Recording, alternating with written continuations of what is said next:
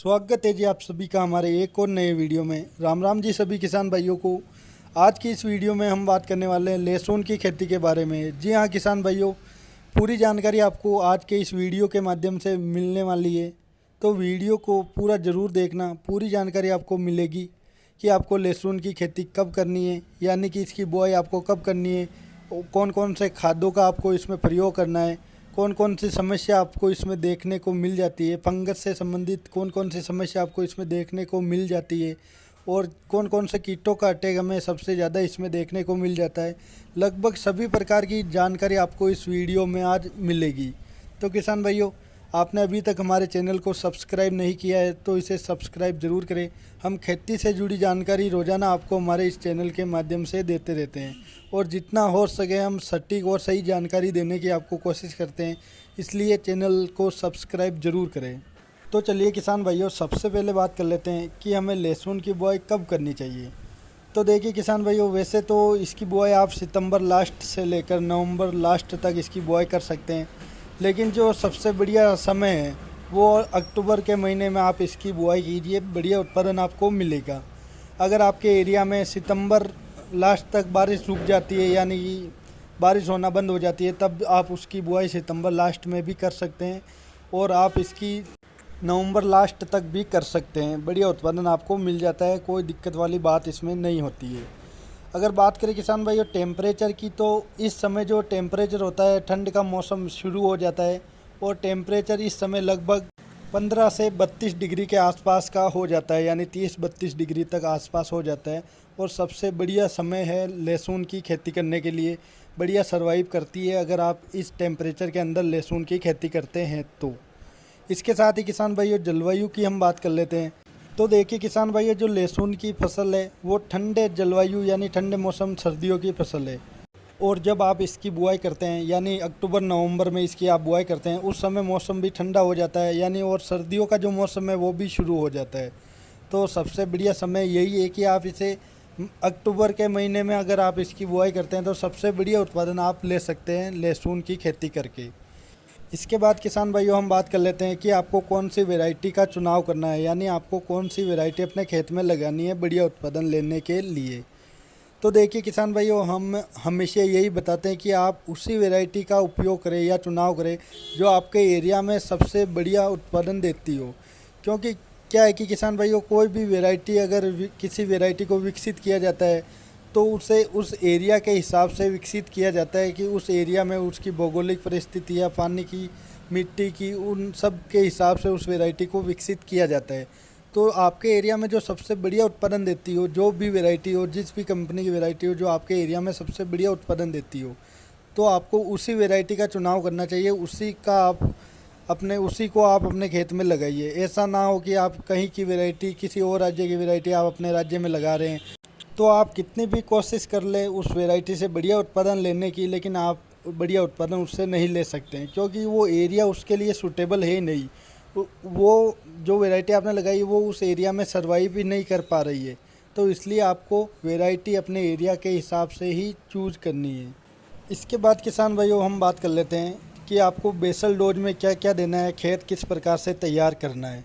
तो देखिए किसान भाइयों, जो कंद वर्गीय फसलें होती है, अगर आप उनमें जितनी अच्छी तरीके से अपने खेत को तैयार करोगे तो उतना ही ज़्यादा वो आगे चलकर आपको उत्पादन देगी।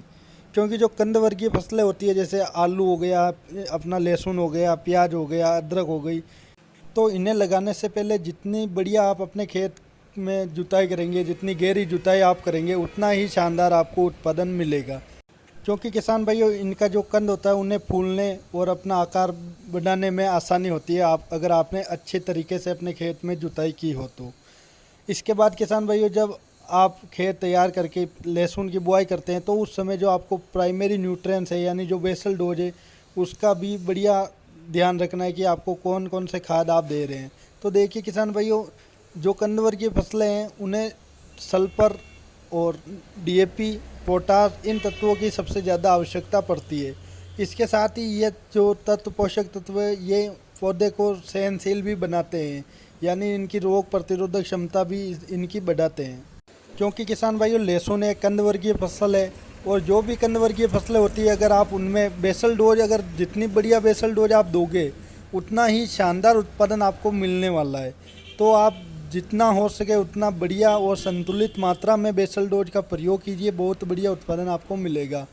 और अगर एक बात और किसान भाइयों, आप अगर फसल लगा रहे हैं तो आपको खेत में बिल्कुल भी नमी नहीं रखनी है। लहसुन की फसल लगा रहे हो तो अगर आपके खेत में हल्की सी नमी रहती है तो फंगस लगने की समस्या ज़्यादा आपको देखने को मिल जाएगी, जड़ गलन की समस्या आपको ज़्यादा देखने को मिल जाएगी। अगर थोड़ी बहुत आपको लगता है कि नमी है तो आप इसके साथ किसी भी बढ़िया फंगीसाइड का उपयोग भी कर सकते हैं। और अगर आपके खेत में दीमक की समस्या है तो आप फिप्रोनिल का प्रयोग भी कर सकते हैं। किसान भाइयों, डोज की अगर हम बात करें तो आपको डोज लेनी है प्रति एकड़ के हिसाब से हम बता रहे हैं। डीएपी की आपको डोज लेनी है 50 किलो, और इसके साथ आपको पोटास की डोज लेनी है 40 किलो के लगभग। इसके बाद आपको सल्फर की डोज लेनी है 5 से 7 किलो के आसपास। और फिप्रोनिल अगर आपके खेत में दीमक की समस्या है तो आप 5 किलो प्रति एकड़ के हिसाब से उसे भी ले सकते हैं। अब इन सब को आपको अपने खेत में आखिरी जुताई, जिस भी तरीके से रोटावेटर या हैरो से आप आखिरी जुताई करते हैं, तो उस समय जुताई करने से पहले आपको इन सब को मिक्स करके समान रूप से अपने पूरे खेत में डालना है। उसके बाद आप आखिरी जुताई कीजिए और फिर आप जिस भी तरीके से ड्रिप या क्यारियों से इसकी खेती करना चाहते हैं आप कर सकते हैं। अगर किसान भाइयों ड्रिप पर बेड बनाकर अगर आप इसकी खेती करोगे, अगर किसी भी कंद वर्गीय फसल की आप बेड बनाकर खेती करोगे तो बहुत बढ़िया उत्पादन आपको देखने को मिलेगा। उसके कंद को बड़ा आकार बनने में आपको काफ़ी सहायता मिलेगी। इसके साथ ही किसान भाइयों, आप जब लहसुन की बुआई करते हैं तो आपको सीड उपचार भी ज़रूर करना है, बीज उपचार आपको ज़रूर करना है। क्योंकि किसान भाइयों लहसुन की फसल में फंगस लगने की समस्या, ज़मीन में जड़ों में फंगस लगने की समस्या बहुत ज़्यादा देखने को मिलती है। और इसकी जड़ें भी ज़्यादा गहरी नहीं होती है, ज़्यादा मतलब गहराई में इसकी जड़ें नहीं जाती है। तो किसान भाइयों इसलिए आप जब इसकी बुआई करो तो उससे पहले आपको किसी बढ़िया फंगीसाइड जैसे थाइफोनेट मिथाइल हो गया, इससे आपको बीज उपचार जरूर करना है। फंगस को कंट्रोल करने में काफ़ी ज़्यादा आपको मदद मिलती है। सिंचाई की बात किसान भाइयों हम करें तो आपको पहली सिंचाई तो जब आप लहसुन की बुआई करते हैं तो उसके तुरंत बाद आपको करनी है। इसके बाद जब 10-15 दिन की आपकी फसल हो जाए तो आपको 10-15 दिनों के अंतराल से सिंचाई करनी है। और जब कंद बनने लग जाए तो आपको बिल्कुल भी मतलब आपकी जो खेत की नमी है वो बिल्कुल भी नहीं सूखनी चाहिए, उसमें लगातार नमी बनी रहनी चाहिए। क्योंकि उस समय जो कंद का आकार बनेगा, अगर मिट्टी टाइट हो जाएगी तो कंद का विकास नहीं हो पाता है। इसलिए आपको नमी उस समय बिल्कुल बनाकर रखनी है। और सिंचाई आप अपनी मिट्टी के हिसाब से भी कर सकते हैं। क्योंकि किसान भाइयों कहीं पर मिट्टी भारी मिट्टी होती है जिसमें कम सिंचाई की आवश्यकता पड़ती है, कहीं पर हल्की मिट्टी होती है तो उनमें ज़्यादा सिंचाई की आवश्यकता पड़ती है। तो आप अपने हिसाब से सिंचाई करते रहे, मिट्टी के हिसाब से सिंचाई करते रहे, पौधे की आवश्यकता के अनुसार सिंचाई करते रहे। इसके बाद किसान भाइयों जब आपकी फसल लगभग 1 महीने की हो जाए तब आपको उसमें पहले खाद या खुराक कौन सी देनी है। तो देखिए किसान भाई उस समय आप लगभग 30 किलो प्रति एकड़ के हिसाब से यूरिया ले लीजिए, किसी बढ़िया कंपनी का माइक्रो न्यूट्रिएंट्स जिसमें सभी पोषक तत्वों की मात्रा हो। इसके साथ आप सल्फर का उपयोग कीजिए, 5 से 7 किलो के लगभग आप सल्फर का उपयोग इसमें कीजिए। और इसके साथ ही किसान भाइयों आपको डीएपी का उपयोग भी ज़रूर करना है।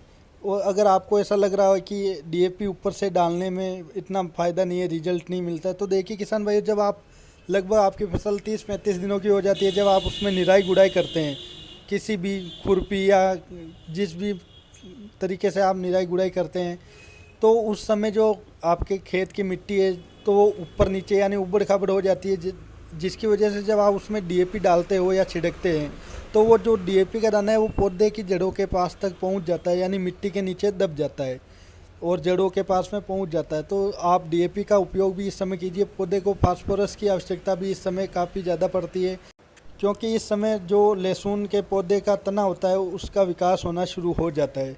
तो किसान भाई जितना बढ़िया अगर लहसुन के तने का विकास होगा, तना ज़्यादा या मोटा होगा, उतना ही ज़्यादा बड़ा जो हमारा लहसुन का कंद है यानी जो लहसुन है उसका आकार होता है। तो आपको इस समय फास्फोरस की मात्रा की पूर्ति भी अपने लहसुन की फसल में करनी है। किसान भाइयों अगर आपने इन खादों का उपयोग 30 से 35 दिनों की जब आपकी लहसुन की फसल हो जाए तब अगर आपने कर लिया तो शानदार उत्पादन आपको देखने को मिलेगा। शानदार जो ग्रोथ है उसकी वो आपको देखने को मिलेगी। बढ़िया कलर आपको अपने लहसुन की फसल में देखने को मिलेगा। इसके बाद किसान भाइयों जब हमारी फसल लगभग 1 महीने के आसपास की हो जाए तब उसमें खरपतवार की समस्या भी हमें देखने को मिलती है। तो आप जितना हो सके खरपतवार नाशक का प्रयोग करने से बचें। अगर फिर भी आपको लगता है कि इसका उपयोग करना आवश्यक है, आपके पास जो मज़दूरों की व्यवस्था आपके पास नहीं हो पा रही है, तो फिर आप उसके लिए, अगर आपके खेत में चौड़ी पत्ती का खरपतवार है तो आप उसके लिए ऑक्सीफ्लोरोपेन जो कि 23.5% इसी फॉर्म में आता है, और यदि आपके खेत में सकड़ी पत्ती का खरपतवार है तो आप उसके लिए क्विजालोपोप इथाइल जो कि 10% इसी फॉर्म में आता है, इसका उपयोग आप अपने खेत में जो लहसुन की फसल में सकड़ी पत्ती का खरपतवार है उसके लिए करें। अगर आपको लगता है कि आपके खेत में दोनों ही खरपतवारों का अटैक है तो आप इन दोनों को मिलाकर भी स्प्रे कर सकते हैं। किसान भाइयों जब आप स्प्रे करो तो एक बात का ध्यान आपको रखना है कि जब आप स्प्रे करो, खरपतवार नाशक का स्प्रे करो, तो जो आपके खेत में लहसुन में पर्याप्त नमी होना बहुत ही आवश्यक है। चलिए किसान भाइयों अब बात कर लेते हैं स्प्रे के बारे में। जी हाँ किसान भाइयों, लहसुन की खेती में जो सबसे ज़्यादा अटैक हमें देखने को मिल जाता है, एक तो वो है थ्रिप्स का अटैक, और दूसरा किसान भाइयों इल्लियों का अटैक हमें सबसे ज़्यादा देखने को मिलता है, जिसमें भी जो तना छेदक या पत्ता छेदक जो इल्लियाँ होती है जो पत्ते को अंदर घुसकर खाती है, इसका अटैक हमें ज़्यादा देखने को मिल जाता है। बाकी इसके साथ हल्के फुल्के मच्छर, सफ़ेद मच्छर, वाइट फ्लाई, ऐसे छोटे मोटे सभी कीट जो इनके साथ में कंट्रोल हो जाते हैं, उनकी ज़्यादा कोई दिक्कत नहीं है। और इसके साथ ही किसान भाइयों झुलसा रोग की समस्या भी हमें लहसुन में देखने को मिल जाती है। तो आपको सबसे पहले स्प्रे, जब आपकी फसल 30-35 दिनों के लगभग की हो जाए तब आपको पहला स्प्रे करना है। पहला स्प्रे आप हल्का फुल्का कीजिए, यानी कि उस समय आपको ज़्यादा कोई थ्रिप्स या इल्लियों का अटैक नहीं देखने को मिलता है, तो उसके लिए आप एक तो रोगोर या फिर इमामेक्टिन का उपयोग कर लीजिए। इसके साथ ही NPK 19-19 का प्रयोग भी आप ज़रूर करें, बढ़िया। और जो सबसे बढ़िया स्टार्टिंग जो आप स्प्रे करोगे उसके लिए सबसे बढ़िया स्प्रे ये आपके लिए साबित होगा। इसके बाद किसान भाइयों जब आपकी फसल 50 दिनों के लगभग हो जाए तब आपको थ्रिप्स का थोड़ा बहुत ज़्यादा अटैक देखने को मिल जाता है, जो इल्ली है उनका अटैक भी देखने को मिल जाता है, और मकड़ी का अटैक भी आपको हल्का फुल्का देखने को मिल सकता है अगर आपके एरिया में मकड़ी की समस्या आती हो तो इसके लिए जब आप स्प्रे करो तो इस समय आप ब्रोफेरिया का उपयोग ज़रूर करें, जिसमें ब्रोफ्लानिलाइड टेक्निकल आता है। बहुत ही लंबा और शानदार रिजल्ट आपको मिलेगा। इसके साथ किसान भाइयों आप कोई बढ़िया कंपनी का ग्रोथ प्रमोटर भी ले सकते हैं, और इनके साथ आपको चिपको जो गोंद आता है उसे भी आपको मिलाना है, ताकि जो आप दवाई का स्प्रे करें तो वो अच्छे तरीके से पूरे पत्तों पर फैल जाए और चिपक जाए। इसके साथ आप किसी फंगिसाइड का उपयोग भी ज़रूर करें, जैसे मेटालेक्स C प्लस मैंगोजेब का जो कॉम्बिनेशन आता है उसका उपयोग आप इस समय करें। अगर आपको ज़्यादा समस्या लगती है तो आप एजोक्साइस्ट्रोबिन और टेबुकोनाजोल इसका उपयोग भी आप कर सकते हैं, जो कॉम्बिनेशन में आता है।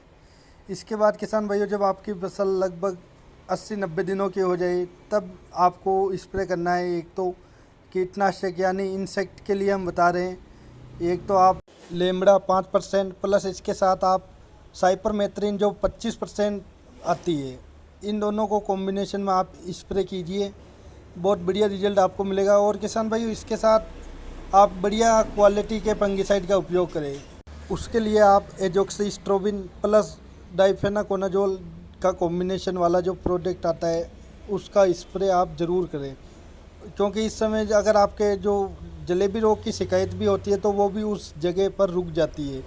इसके साथ ही किसान भाइयों आप NPK 0050 का स्प्रे एक बार अपनी फसल में इस समय ज़रूर करें।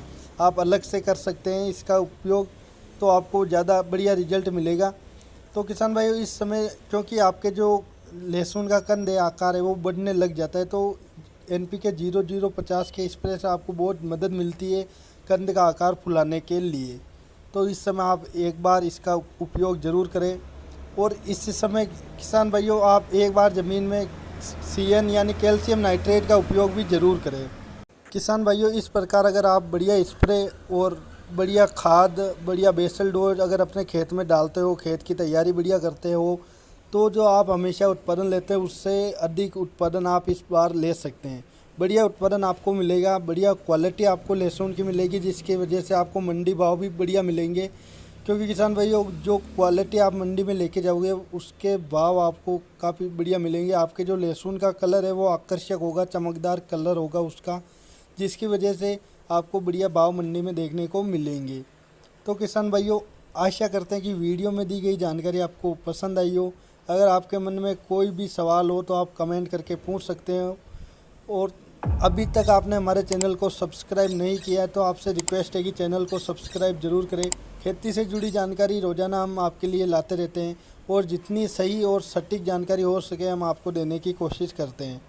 तो किसान भाइयों मिलते हैं किसी नए वीडियो में नई जानकारी के साथ। तब तक के लिए जय जवान जय किसान।